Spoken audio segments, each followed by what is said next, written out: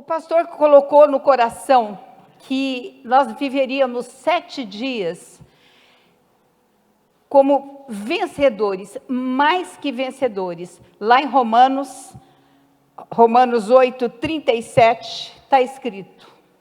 Romanos 8, 37. Mas em todas estas coisas, somos mais que vencedores por meio daquele que nos amou. Olha, gente, se você ler um pouquinho antes, você vai ver que tinha perseguição, tinha problemas, tinha dificuldades, mas acima de tudo isso, pelo amor de Deus que desceu na terra para nos salvar, para nos livrar de toda essa opressão, ele disse que nós somos mais que vencedores, amém? Então, toma posse disso, porque muitas vezes a gente pensa assim, mais que vencedores, com tantos problemas, né? Com tantas coisas que estão dificultando a nossa vida, mas lá em Isaías 43, versículo 2, meu versículo, eu já contei isso aqui para vocês, diz assim: quando você atravessar as águas, eu estarei com você. Quando você atravessar os rios, eles não o encobrirão. Quando você andar através do fogo, não se queimará. As chamas não o deixarão em brasas. Então, esse versículo já está falando para nós, desde o Antigo Testamento, que Deus é por nós, que Deus luta as nossas batalhas. Aí vocês vão falar assim, mas isso aqui é no Antigo Testamento. Vamos ver no Novo Testamento, que está lá em João 16, 33.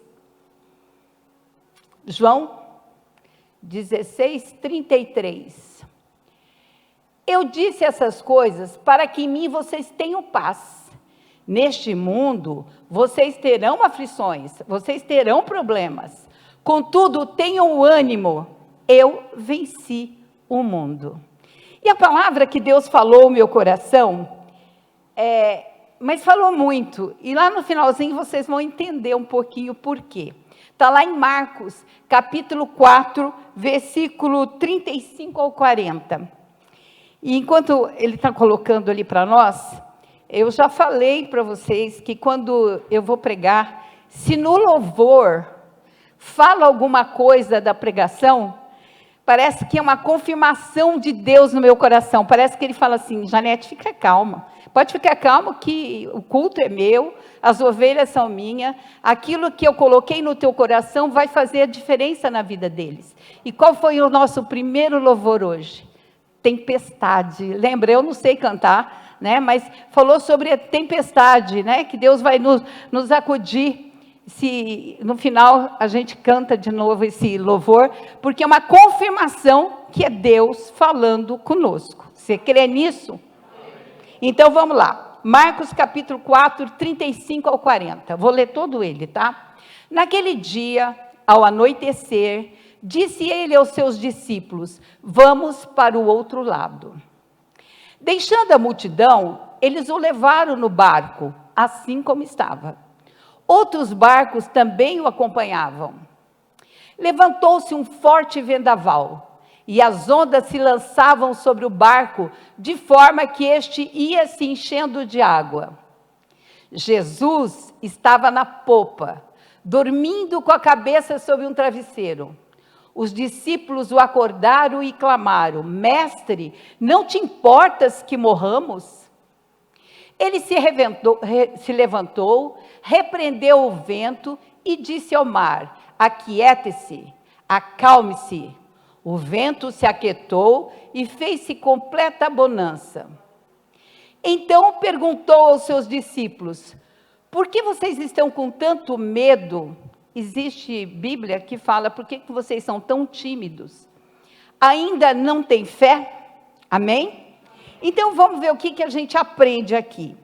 Já era noite, né? Os discípulos estavam cansados. Jesus estava cansado, a tal ponto que ele vai dormir. Então, mesmo assim, quando Jesus falou, vamos para o outro lado, vamos trabalhar, vamos que tem missão para nós cumprirmos, os discípulos estavam cansados, estavam fatigados, e no entanto, eles obedeceram ao Senhor, amém? Então, o que eu quero trazer para você é que quando Deus manda, quando Deus fala alguma coisa, vamos para outro lado, quando Deus nos chama, é para nós obedecermos.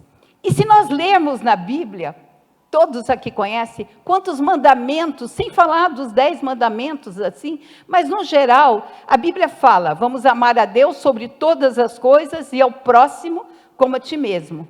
Será que nós temos posto Jesus, posto Deus em primeiro lugar na nossa vida?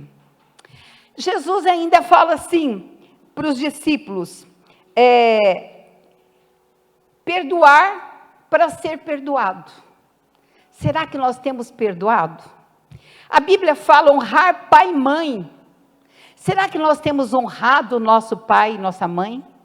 A Bíblia fala, pais, não ireis, não provoqueis a ira de vossos filhos. Será que nós temos obedecido a isso? A Bíblia fala, eu trouxe um versículo daqui a pouquinho, a Bíblia fala para dizimar e ofertar. Será que nós temos feito isso? Porque depois a gente fala assim, as coisas não acontecem na minha vida.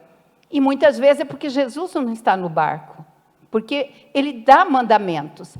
E olha o mandamento que todos nós conhecemos, e eu não tinha chegado até o fim desse versículo. E Deus colocou no meu coração. Hebreus capítulo 13, versículo 17. 13 e 17. Obedeçam aos seus líderes e submetam-se à autoridade deles. Eles cuidam de vocês como quem deve prestar contas a Deus. Obedeçam-lhes para que o trabalho deles seja uma alegria, não um peso, pois isso não seria proveitoso para vocês. Eu não sei se vocês já tinham prestado atenção nesse final, que fala para a gente honrar os nossos líderes. E eu sei que quem está aqui honra, quem está aqui está cumprindo aquele chamado de Deus. Quem está aqui hoje largou chuva para trás, casa que teve goteira, deixou tantas coisas porque acreditaram no profeta, acreditaram no pastor, trouxeram alegria ao coração dele. E fala assim, para que o trabalho dele seja uma alegria, não um peso, pois isso não seria proveitoso para vocês. Eu queria falar uma coisa, que Deus tocou no meu coração. Muitas vezes, a gente pensa que honrar o pastor é trazer presente, honrar o pastor é orar, sim, é orar pelo pastor, Sim, esse aí é um dos melhores presentes que a gente pode dar. Mas fala para a gente não se tornar um peso. Muitas vezes, a gente fica magoado. Eu já fiquei, e eu acredito que alguém aqui já possa ter ficado, porque às vezes o pastor prometeu de ir na casa, houve um imprevisto e o pastor não foi. E a gente já, fica, ele não se importou com o meu problema. Eu estive no hospital e ele não foi me ver. Gente, o pastor, ele cuida da nossa alma, ele faz tudo. Pastor que é pastor que tem o chamado no coração, ele se preocupa muito conosco.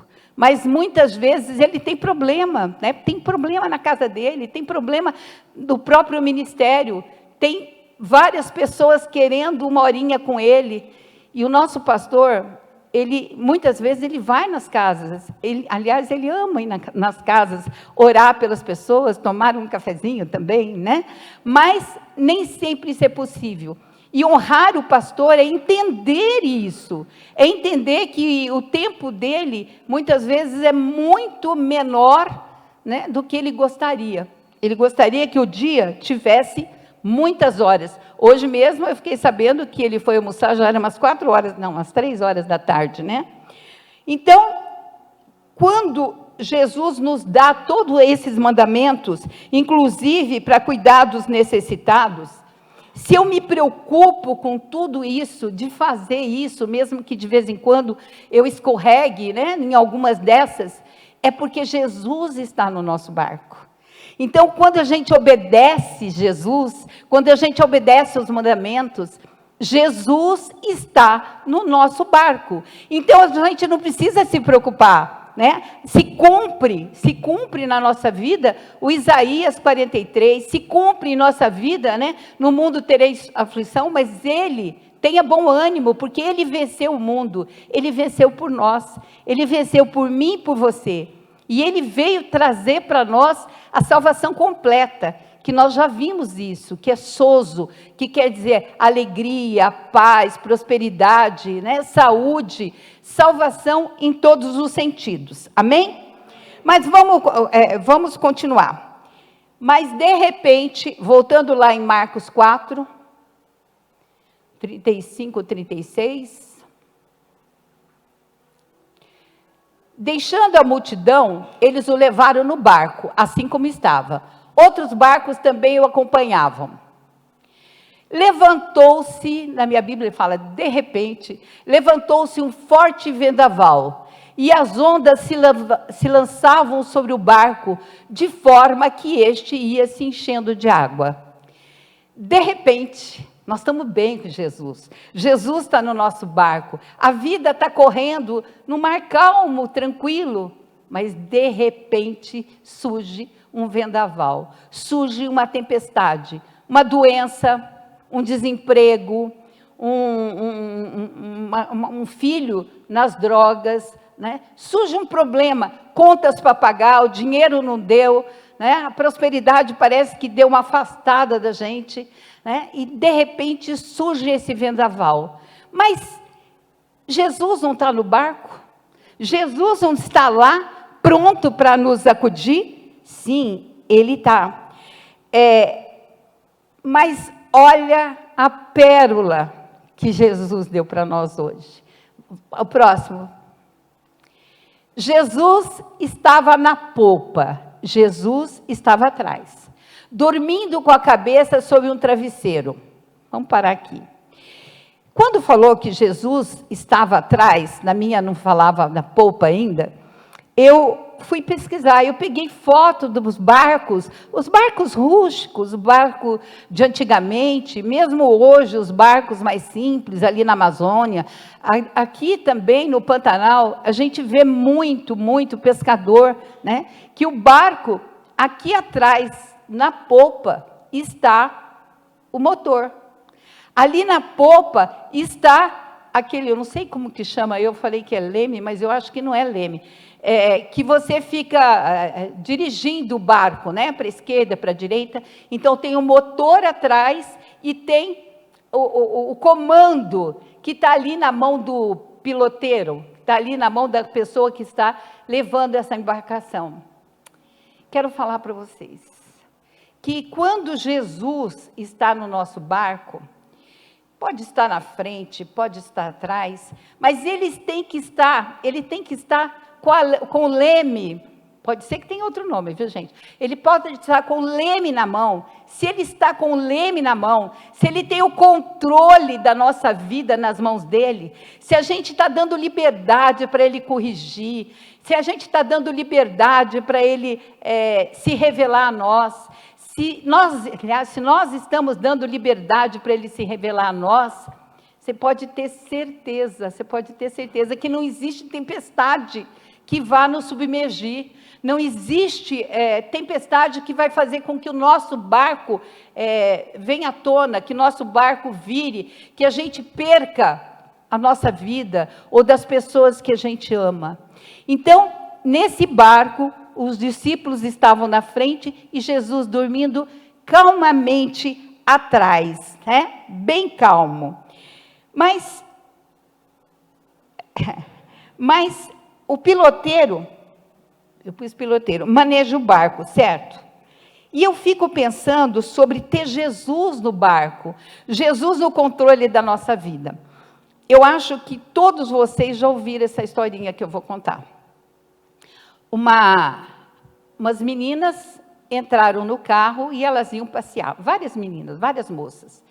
E a mãe de uma delas, a hora que as meninas passaram para pegar essa filha, falou: filha, que Deus acompanhe vocês. Filha, convida Jesus para ir no carro com vocês. E elas começaram a rir, começaram a debochar, né? Falaram assim, não cabe, o carro está lotado, só se ele for no porta-malas, só se ele for lá atrás. O que aconteceu? Houve um acidente, todas morreram. Até me contaram que saiu foto disso, porque diz que isso é verídico. Dentro do porta-mala tinha uma caixa de ovo. Nenhum ovo, nenhum se quebrou. Deus quis mostrar naquele dia, para todo mundo que ouviu, né, essas meninas debocharem, né, da presença de Deus no carro, ou da presença de Deus no nosso barco, né? Jesus deu um testemunho, ele mostrou que onde ele está, tem salvamento, tem livramento. Aonde ele está, a desgraça não pode chegar. Chega para nós a graça chega sobre a nossa vida. Amém? Para saber se nós estamos mesmo com Jesus no nosso barco, a gente tem que imaginar a nossa rotina. Como é o nosso dia a dia? A gente levanta, escova dente, né? Corre, vai fazer o café, tem que acordar as crianças, ou tem que chamar o marido, ou o marido tem que chamar a esposa. E às vezes a manhã passa, na correria do dia a dia, a gente nem se lembra de orar. Quando muita gente fala, Senhor, eu entrego a Ti o meu dia. Então, tudo bem, isso acontece, a vida é uma correria, a gente entende. Mas, e daí? O almoço, faz almoço, atende as crianças, não sobra tempo para Jesus. Aí chega de noite, terça, quinta e domingo, glória a Deus, vamos para a igreja, né? Aqui nesse momento a gente encontra Jesus, aqui nesse momento o Espírito Santo fala conosco, mas os outros dias da semana? A gente tem que priorizar Jesus na nossa vida.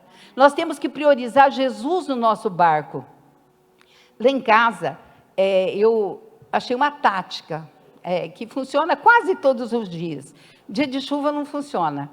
Quando a mamãe está dormindo, mais ou menos assim, 4h30 da tarde, ela tira um cochilinho antes de ir para o jantar, eu vou molhar as plantas. Porque de onde eu estou molhando, eu consigo olhar ela no sofá. Então, naquele momento em que eu estou molhando as plantas, é o horário em que eu estou tendo o meu devocional com Deus. É no momento em que eu falo com Deus e eu gosto de orar em voz alta. Então, dentro de casa é mais difícil, né? Tem gente, entra e sai. Então, a gente tem que procurar na nossa vida ter um momento que aquele momento é o momento de Deus. Você imaginou a expectativa de Deus, quando a gente tem um horário, e o Espírito Santo está lá, está quase na hora, ela vem conversar comigo, né? Está quase na hora, eu vou falar isso e isso para ela, eu vou abrir os olhos dela para essa e essa situação. Quando a gente não tem horário, parece que a gente leva mais tempo, não sei com vocês, eu levo mais tempo para entrar em comunhão, para eu sentir, não é que é sentir, eu tenho fé que Jesus está ouvindo a minha oração, mas é muito bom quando a gente sente que a gente está pronta, né? Igual quando a gente está se arrumando para encontrar com o namorado, né? Arruma o cabelo, passa batom e olha o horário e não passa. Espírito Santo, né? Ele fica lá também na expectativa do nosso encontro. E nós temos que estar na expectativa daquele momento. E quando a gente começa a molhar as plantas, ou quando a gente começa a sentar lá no cantinho, ali começa a orar, ajoelhado ou não, sentado, é um momento em que a gente fala, Senhor, toma conta da minha vida. Pode me mudar, me mostra, se revele para mim aquilo que eu não estou vendo. Eu tenho feito essa oração, Senhor, abre meus olhos para que eu veja aquilo que eu não vejo. Abre meus ouvidos para escutar aquilo que eu não estou escutando. Porque muitas vezes aquilo fica muito no raso e a gente não presta atenção. Então, se Jesus está no nosso barco, nós temos que valorizar esses momentos em que nós estamos com Ele. Se eu tenho os momentos com Ele, você pode ter certeza que em todos os outros momentos, Ele estará lá pronto para nos guiar, para nos dar direção, para mandar nós calarmos a boca. Amém? De vez em quando, Deus fala isso, fecha a boca. Mas eu aprendo também com esse momento de desespero que os discípulos estavam. Nós sabemos que Pedro era pescador. Pedro era acostumado com barco. Pedro era uma pessoa que já estava há alguns anos com Jesus e ele já estava sendo tratado naquele alvoroço dele, naquele rompante dele, naquele emocional dele. Mas neste momento, não adiantou Pedro ser um grande pescador, ser um grande conhecedor do mar. Neste momento, não adiantou ele já ter aquela calma que ele tinha, ele entrou em desespero. Então, naquele momento, ele clama ao Senhor: mestre, não te importas, né, que a gente morra, que a gente naufrague? Vou falar para vocês, muitas vezes a gente acha que está tudo bem, muitas vezes a gente acha, poxa, eu conheço a palavra de Deus, muitas vezes a gente fala assim, eu não tenho mais o que aprender, principalmente quem já leu a Bíblia 2, 3, 4 vezes, às vezes fica com aquela certeza que não tem mais nada, e Deus vai mostrar para nós que durante a nossa vida, nos momentos de luta, nos momentos de aflição, nos momentos de perseguição, no momento em que a gente vê que parece que o inferno se levanta contra nós, não existe pessoa mentalmente pronta, não existe pessoa espiritualmente pronta, ela tem que clamar por Jesus, ela tem que se dobrar e falar assim, eu por mim mesma não posso fazer mais nada, meus filhos na droga, eu não tenho o que fazer, essa questão na justiça que eu tenho, eu não posso fazer mais nada, está na mão de juiz, não. Quando eu clamo a Jesus, se Ele está no nosso barco, se Ele é o dono da direção da nossa vida, as coisas vão se aquietar, as coisas vão se acalmar, a tempestade vai passar, o mar vai ficar parado, o lago vai ficar parado, para que o nosso barquinho vá flutuando calmamente. Amém? Então, mas Jesus é aquele que acalma a tempestade, é aquele que acalma o vento e nos acalma. Hoje essa palavra é para acalmar quem está muito preocupado com alguma situação. Hoje a palavra é para falar assim, olha, já está feito, já está escrito, já tem o meu amém, já tem a minha bênção, então acalme o teu coração, esse mar, amém Jesus, amém, esse mar não vai te naufragar, teu barco vai flutuar, amém? Mas aqui veio a chamada para a pastora Janete, vamos lá, pode continuar. Então, perguntou aos seus discípulos, por que vocês estão com tanto medo? Ainda não têm fé? Na minha Bíblia por que vocês são tão tímidos? Ainda não têm fé? Eu levei um susto.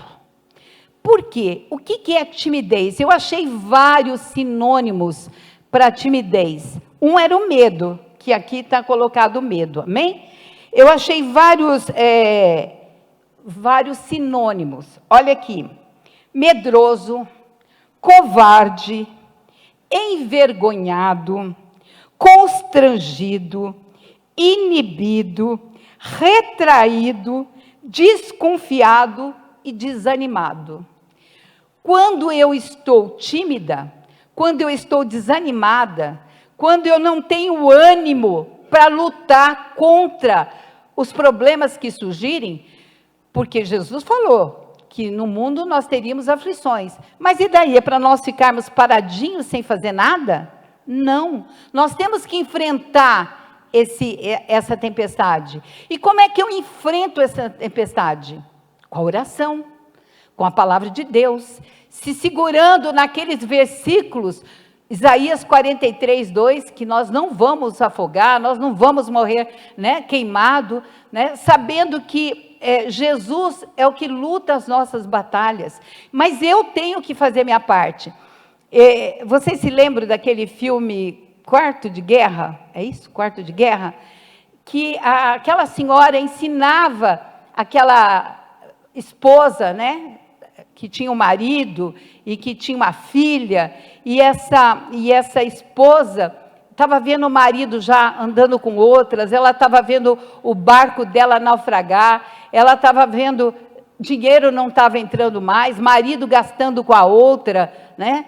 E aquela senhora levando a palavra para ela, até que um dia ela deixa, né, a inibição, ela deixa o medo, ela deixa todos esses sinônimos que eu li agora para vocês, ela deixa aquilo e ela vai ali para um quintal, para um jardim, e ela fala: demônio, tira a mão da minha casa, tira a mão do meu marido, tira a mão da minha filha. Então, ela se revolta contra a situação. Quando nós estamos passando problema em casa, de desemprego, nós não podemos ficar só, sabe, oh Deus, eu creio no teu poder, eu sei que o Senhor pode fazer isso, e Ele pode, mas Ele quer que nós façamos a nossa parte. Quando aconteceu esse episódio do barco, para mim foi uma aula prática que Jesus deixou acontecer. Porque os discípulos já tinham visto os milagres, já tinham visto Jesus curar, sarar, libertar, já tinham feito tantos milagres, e eles aparentemente tinham aprendido a lição. Mas a gente só sabe que aprendeu a lição quando a gente chega na hora da prova, né? A gente só sabe se a gente vai passar de ano, se no dia da prova a gente tira a nota boa. Então parece que Jesus permitiu que aquilo acontecesse para eles verem que eles estavam sendo tímidos, que eles estavam sendo medrosos, que eles não estavam passando na lição. Porque Jesus falou: no mundo tereis aflições, mas tenha bom ânimo. E eles não estavam. Mas eles estavam fazendo tudo aquilo que eles podiam fisicamente, naturalmente, que era remar. Que eles sabiam pescar, eles sabiam lutar contra as ondas do mar, né? E eles estavam lá fazendo aquilo que eles sempre faziam, mas era hora deles fazerem o além daquilo, era hora deles fazerem o sobrenatural, era hora deles invocarem o poder de Deus e lutar contra o demônio, contra o Satanás que estava ali, impedindo que aquele barco chegasse aonde Jesus mandou. Eu não sei qual é o plano que Deus tem para cada um de vocês. Eu não sei aquilo que Deus fala ao teu coração.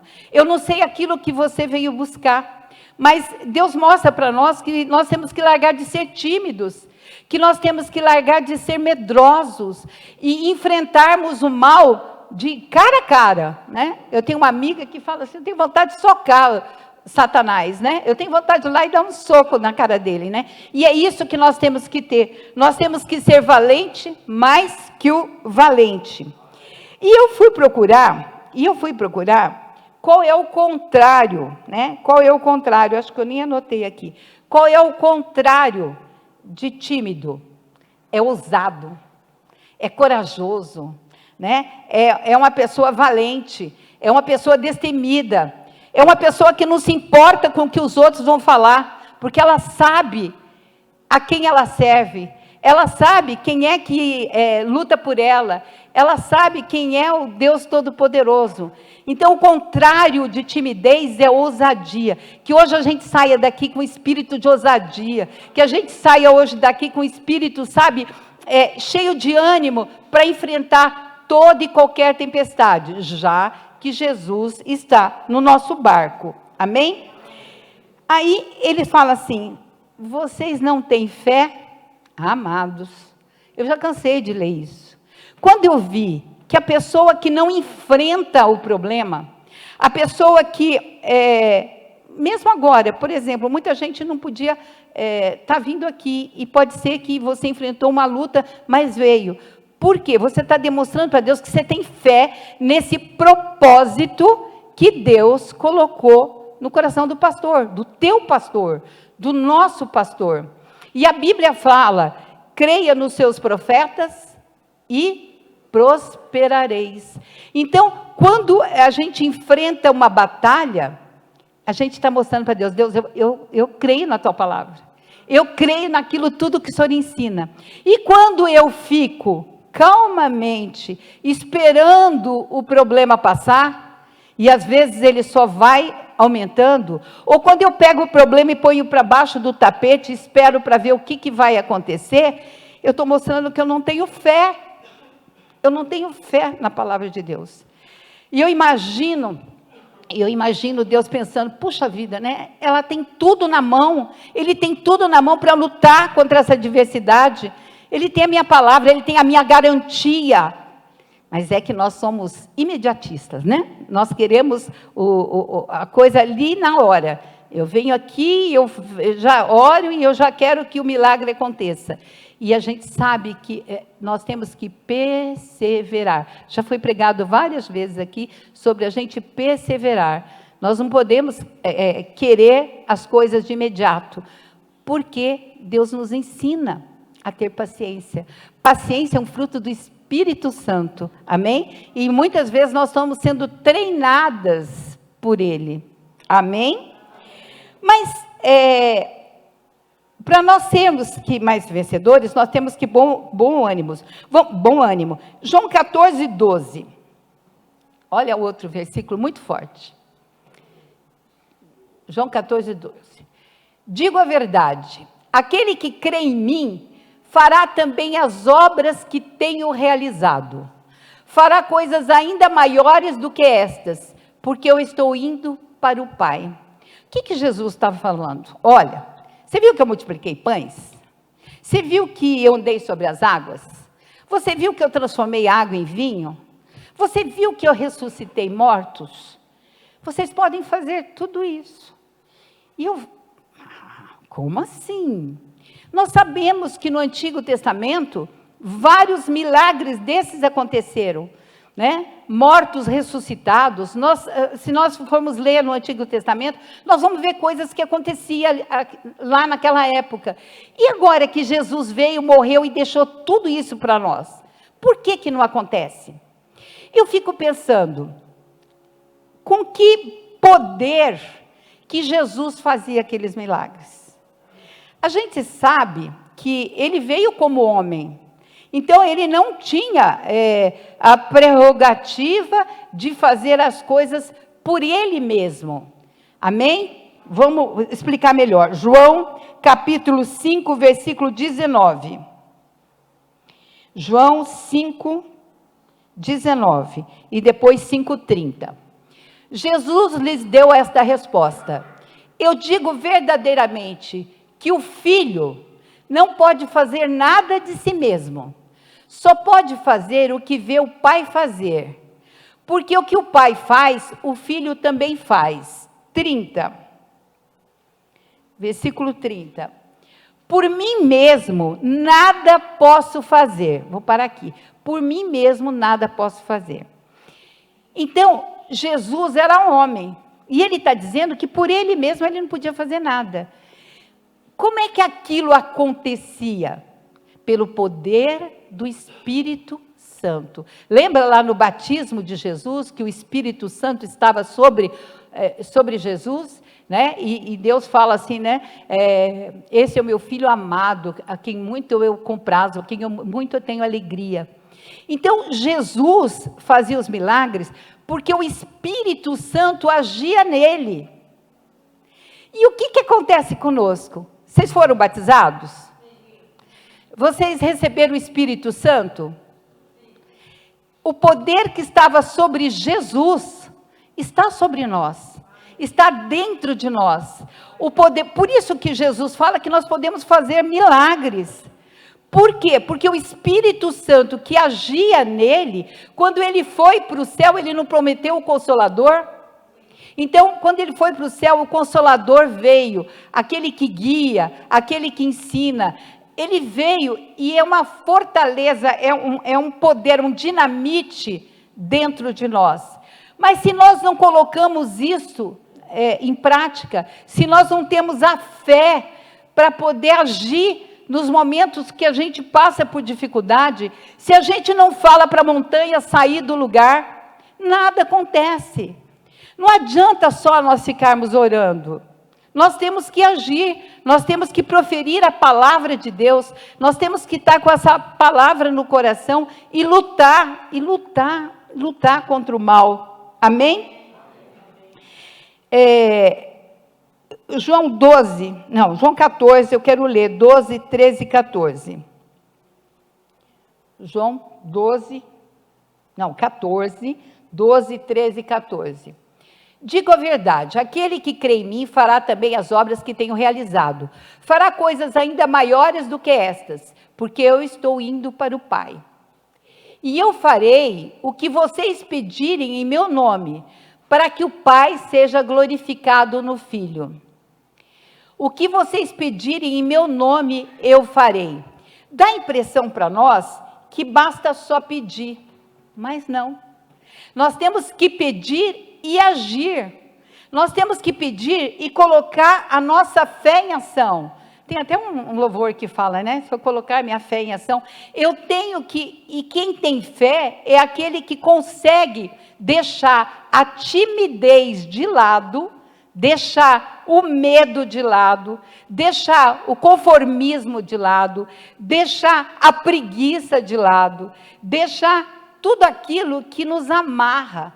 Nós temos que ter um momento de a gente chegar para Deus e falar: Deus, eu sou tua, o Senhor é meu Pai, o Senhor me guia. Então, Espírito Santo, eu quero agir. Me ensina. Nós temos que pedir para o Espírito Santo nos ensinar como, de que maneira que nós vamos enfrentar o problema.